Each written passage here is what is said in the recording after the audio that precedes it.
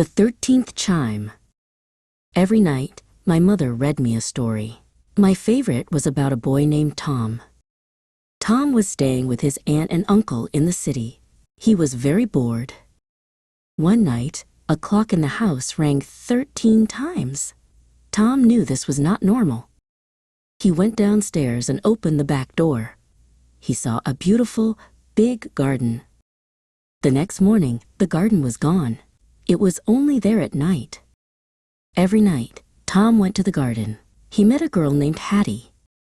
They became good friends. They played games and had fun in the garden.